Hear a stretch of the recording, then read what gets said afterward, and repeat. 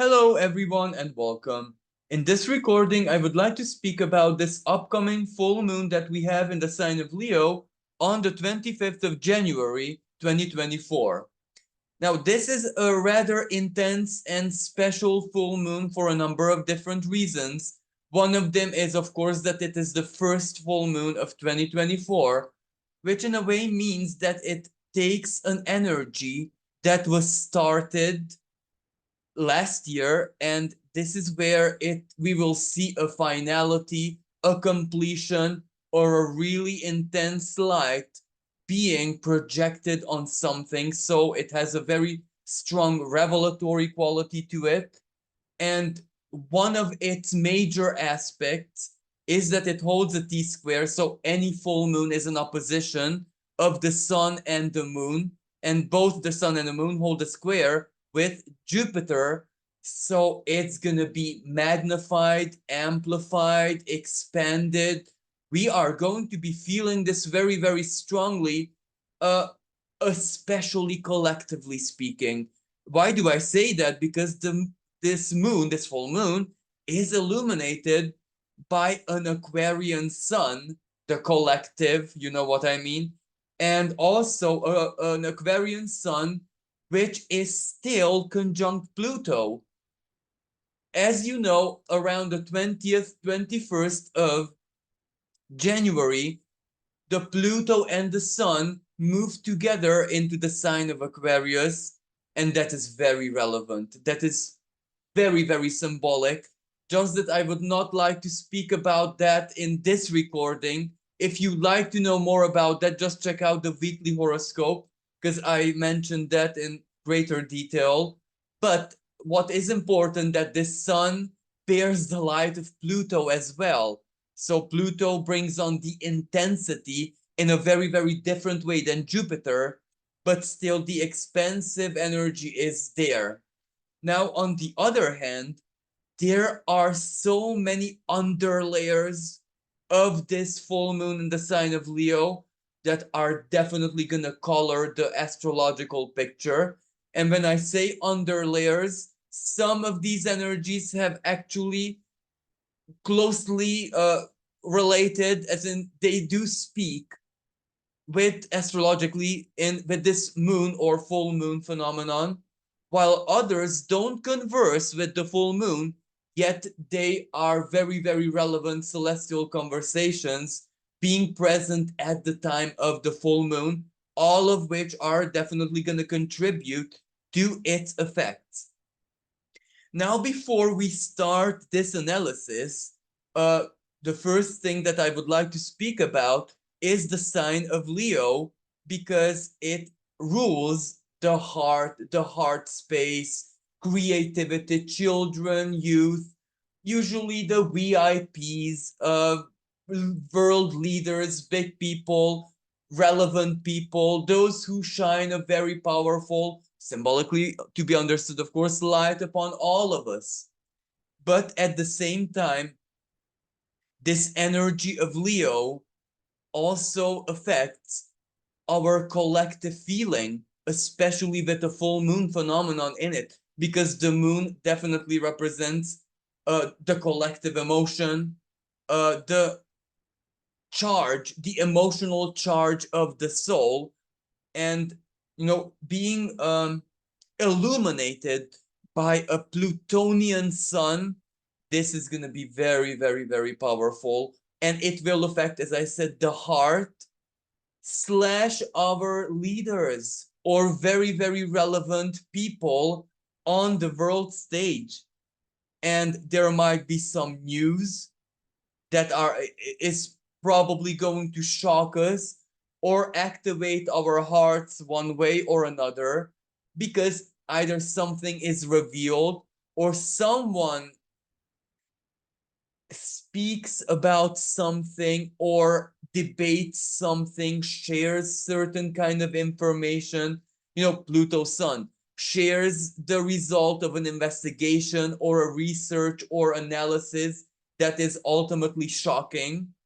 And the first aspect actually that I would like to speak about is not directly linked to this full moon is, you can see on my screen, we have a very tight Mercury and Mars conjunction.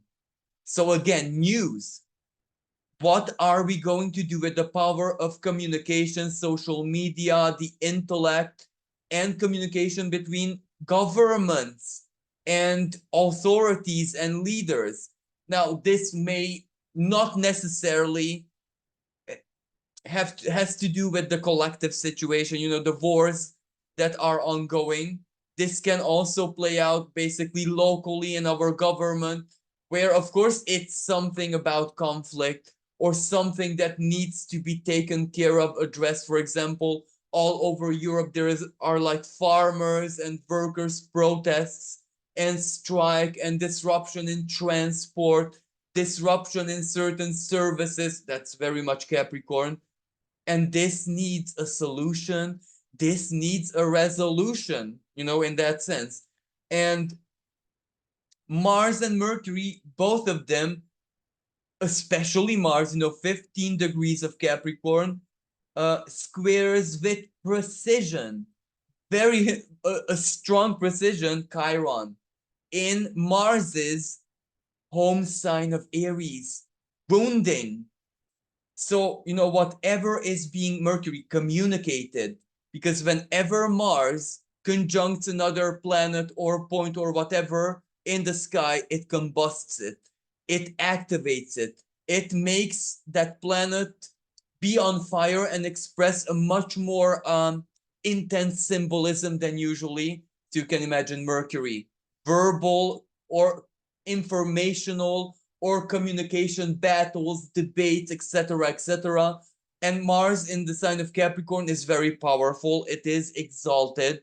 It is able to not just start something, initiate something, but actually work with it and finish it.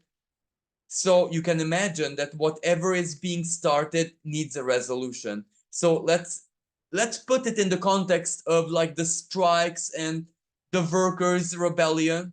If the solution is not acceptable, it will be thrown back to governments and authorities, Mars, so that they need to do it again or come up with different solutions. But ultimately, Chiron, whatever happens is gonna wound. You know what I mean? Or better said, and I do believe this is the best way to it is gonna be salt on wounds.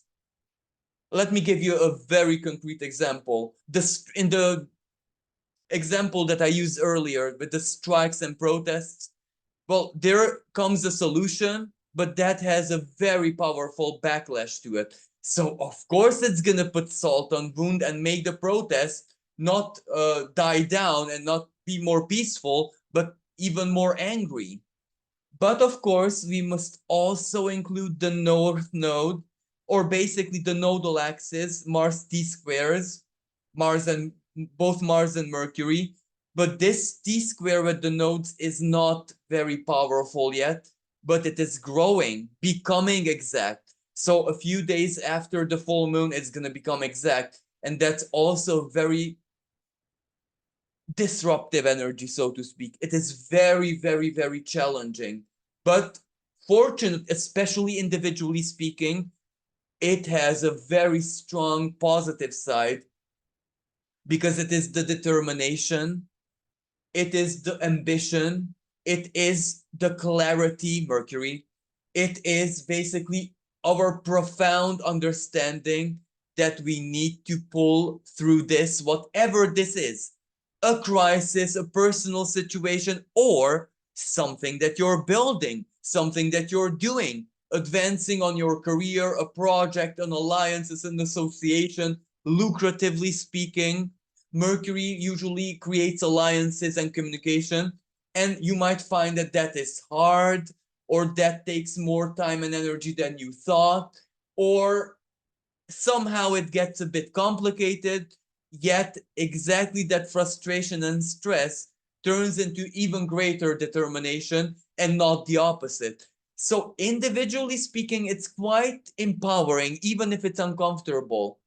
And also, this T square that Mars holds with the nodes is not all that new as in how it's felt. Why do I say that? Because as soon as the nodes entered into Aries Libra axis, they were very soon squared by Pluto, and the Pluto square lasted. So this kind of began in summer, and the Pluto square lasted, well, in a relevant way until mid-autumn. So we had quite a few weeks to get used to that struggle, to the powerlessness. But, Pluto made us feel in a certain way how do you say that? Lacking power, okay? But Mars is the lower octave of Pluto. It is exactly that element which made us individually feel powerless that is now going to turn into power.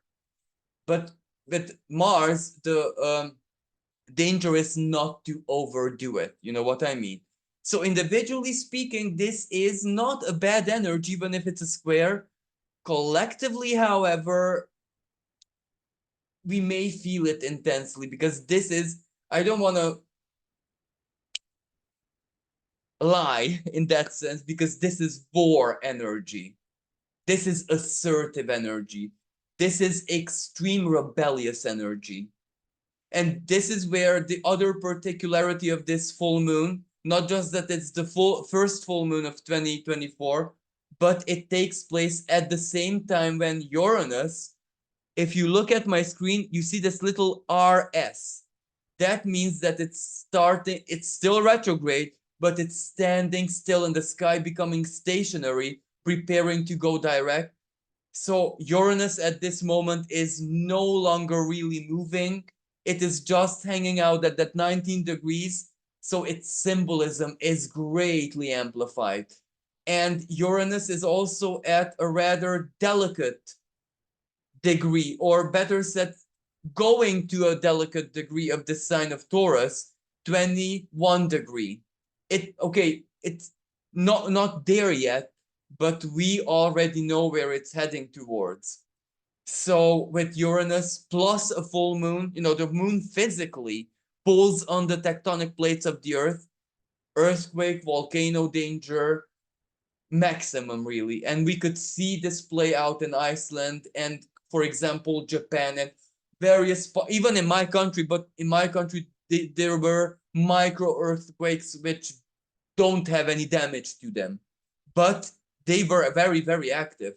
And the other element which really suggests volcanoes and earthquakes, let me just show you that.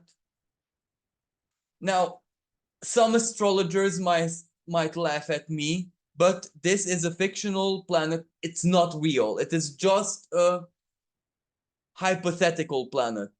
Vulcanus, so the god of volcanoes, basically, and it is conjunct the moon in fire sign of Leo.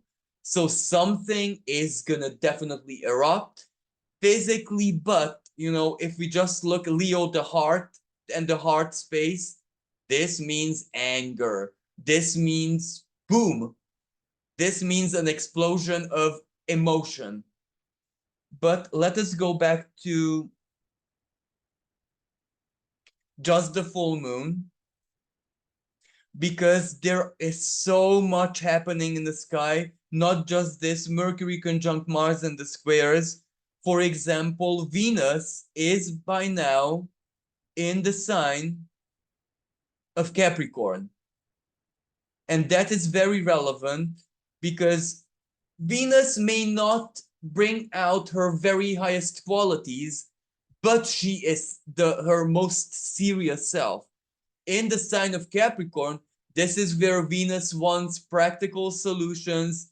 It's fine if it's not all that loving and romantic and whatever, but she needs practical, down to earth, applicable problem solving skills and solutions that actually do something for the long term. So even though Venus is not very romantic, but she is really, really good in anything that has to do with professional affairs, and of course, top-down authority. And she does hold a growing sextile with um, Saturn in the sign of Pisces.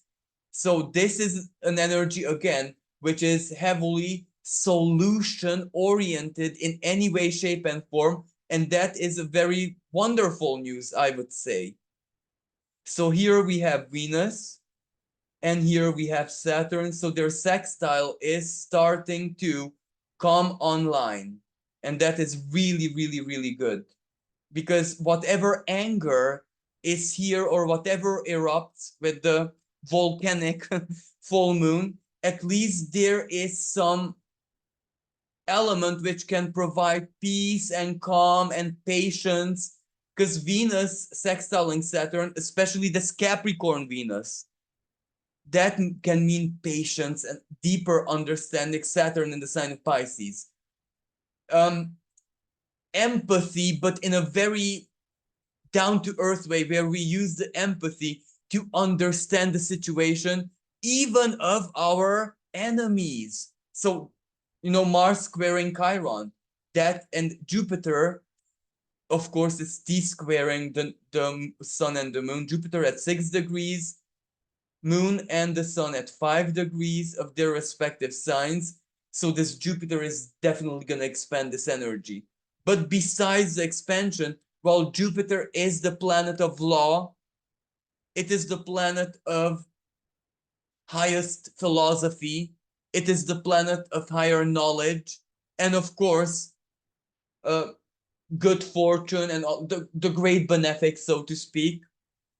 So you can imagine that this is going to cause a very, very, very strong debate in courts of justice, but not in a classical way, because Jupiter was so very activated in the past couple of years. When it was transiting Aries, it was opposing anything in Libra. Libra is another sign of the law, a sign which governs legislation and the applicability of the law. So Jupiter was really, the legal side of it was very, very active, and we could see it play out on the world stage. But even when it was at the very end degrees of Pisces, it opposed everything in Virgo, so which meant, let us find out what actually happened during the COVID, etc., etc. And you can see that a lot of leaders who were leaders and politicians in the COVID are now, one after another, either being severely sanctioned or locked up because how they mismanaged the situation and the economic damage is done. And this is everywhere in the world, every country. That's where they're now paying for it. Capricorn is paying, understand Capricorn as a symbolism, for how it managed the COVID situation. So that is also part of the deal. However, what I want to show you, and this I find in a way even more relevant. So Jupiter, in Taurus,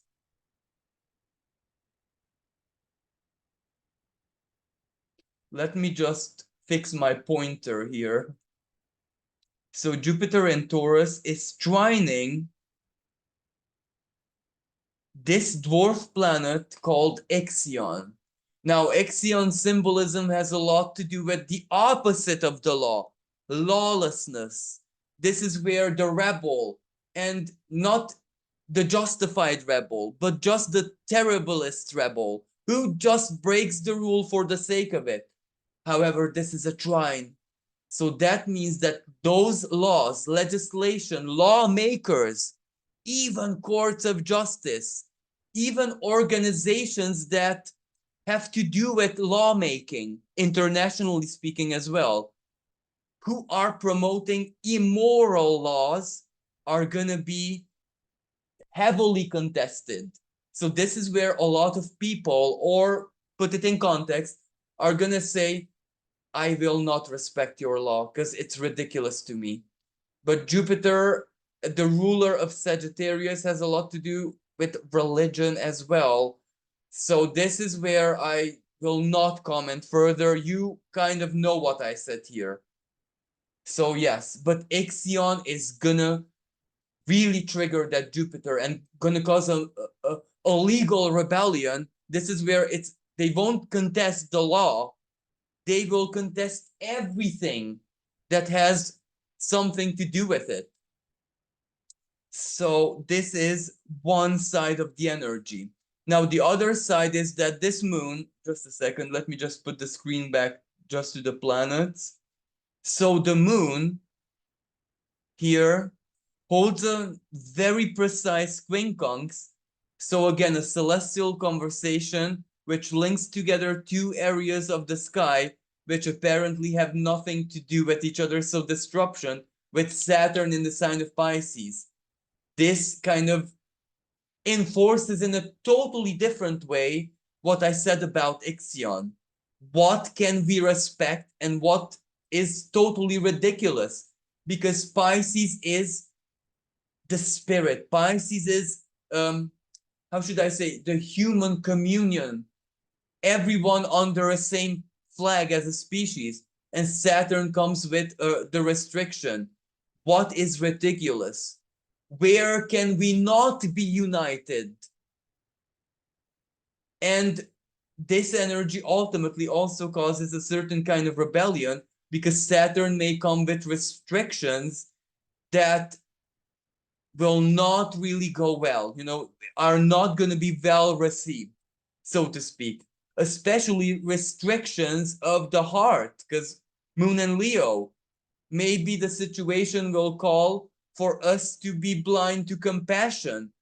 Certain ignorance has to be adapted, and Pisces is dual. So that will go both ways. You know what I mean? Um, let's see another energy that is very relevant here. So I have to go back to this Mars and the Mars and Mercury conjunction because they hold together another celestial conversation which is not very exact, but I think it's very relevant. And so here we have Mars and Mercury, and here we have Uranus. So this is an Earth trine, a growing one, because it's starting to get precise. And this means surprise, surprise, but in a favorable way. Uranus, technology can solve certain things. Higher intelligence can solve certain things. Um, Nature can come with certain solutions. And ultimately, we are also going to be seeing certain, again, issues or that have to do with technology or scientific research or the higher octaves of knowledge for the first time. So this is also a revelatory energy, but this means a quantum leap. This means, Mars and Mercury solution oriented in Capricorn. Venus much later on will also hold this trine with Uranus. So this is the best part because it gets things done.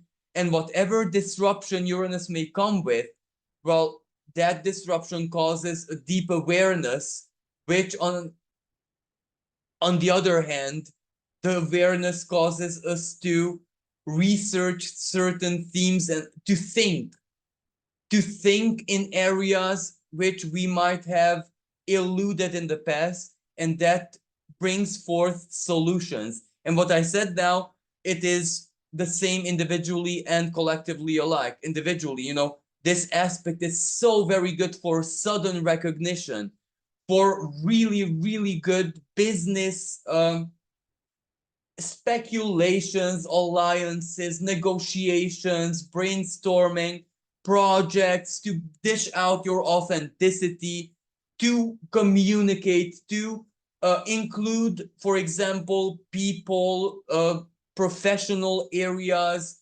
modus operandi professionally, which you might have shied away from in the past or might have thought that that's a bit too big for me or I'm not so comfortable. But now things change. So this brings a lot of good and a lot of solutions. professionally. This can even be a new job, a new career. This can, individually speaking, be really, really positive, and hence the Leo new moon, full moon, a shock. Maybe the opportunity is way too big for you, but still you have to take it in one way or another. Now, another energy which is beautiful and very highly supportive is that uh, Jupiter still sextile Saturn, and actually their sextile is going to become exact in February, but it's still very much operational. It's really, really good for stability.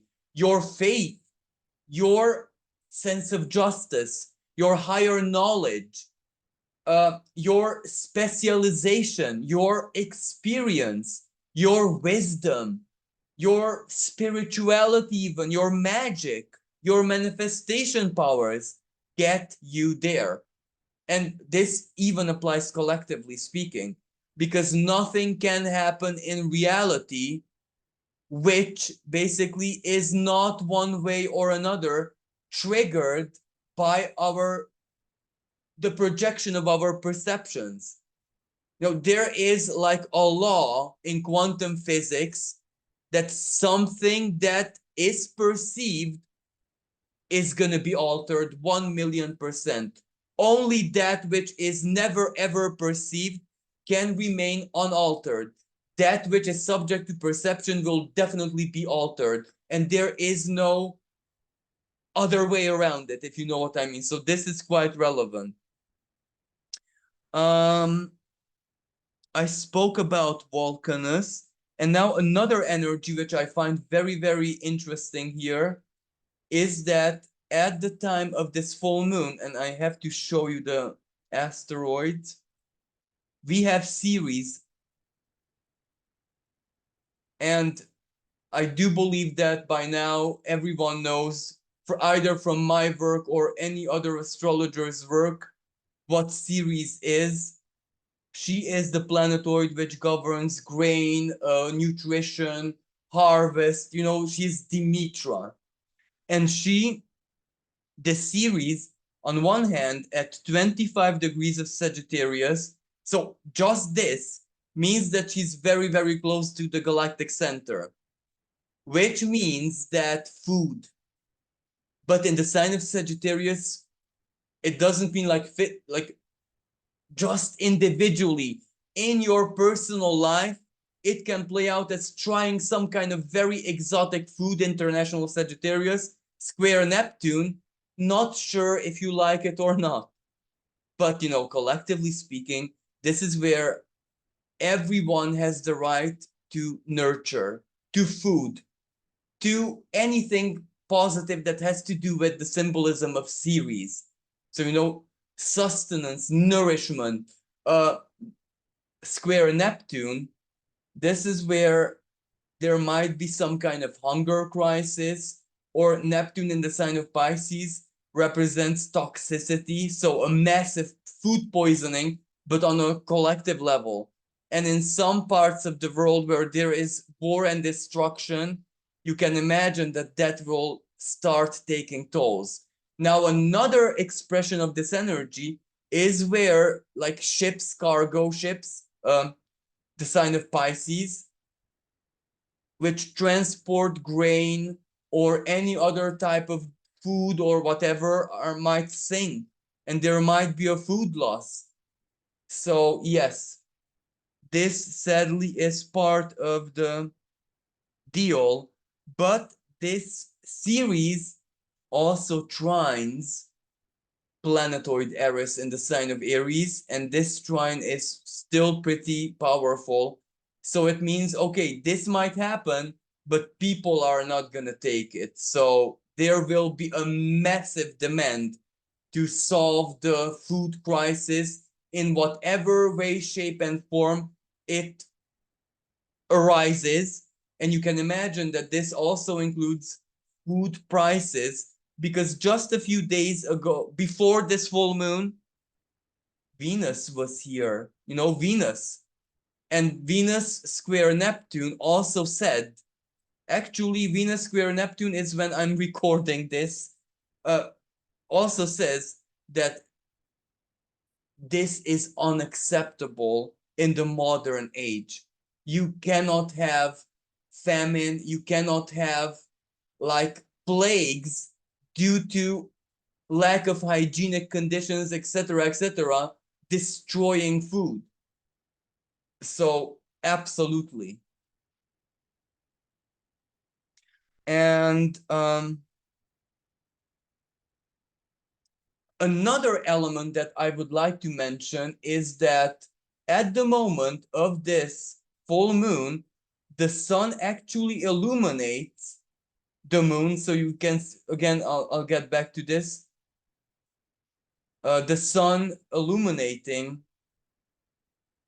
So we can see the sun here, the moon from the sign of Aquarius. And this sun is conjunct a fixed star, which is spelled BOS. So boss, I'm not sure how to pronounce it, but that is quite a benevolent star because it represents that the power of the intellect, our brainstorming can solve anything.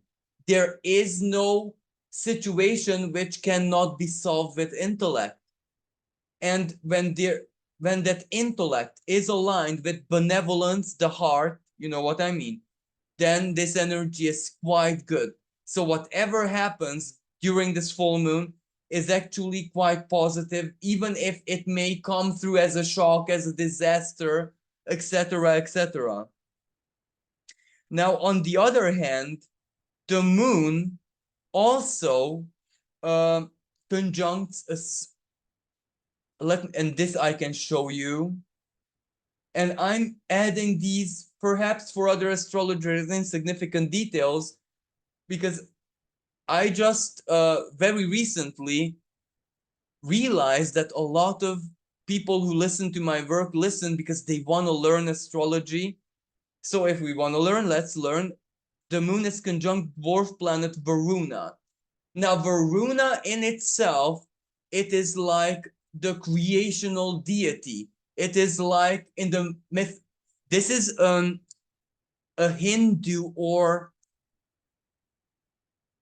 belonging to the Indian culture. I'm not 1,000,000% deity, which is like a creational deity, and it does rule waters, similar to Enki in the Sumerian mythology, the lord of fresh water.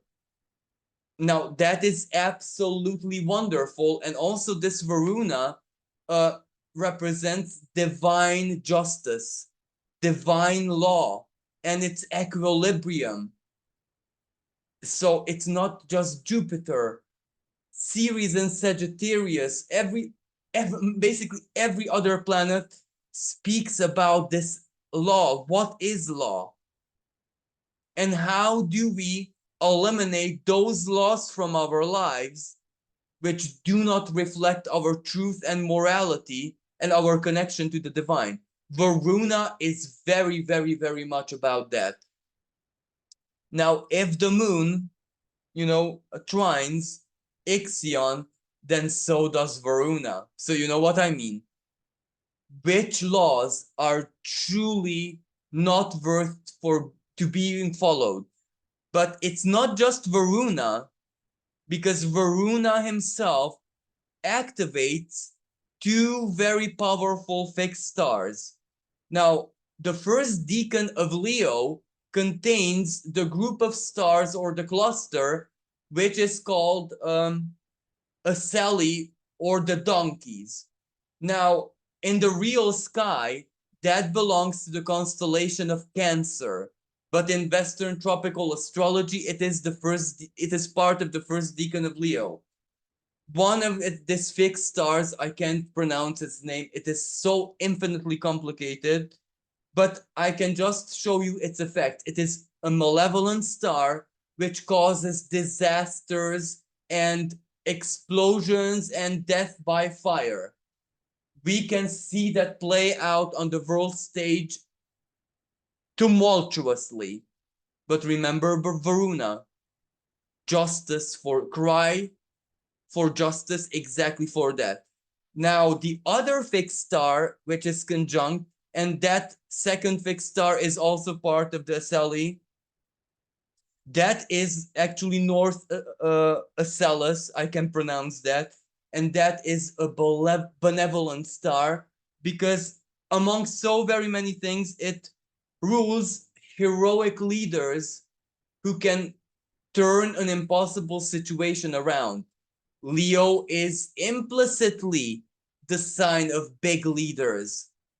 So I find that so wonderful, because there is going to be an act of heroism from a big leader, or maybe this is where, surprise, surprise, the sky, let's say it like the astral world, is going to shine a light on a new leader. That might be the symbolism of the Leo full moon.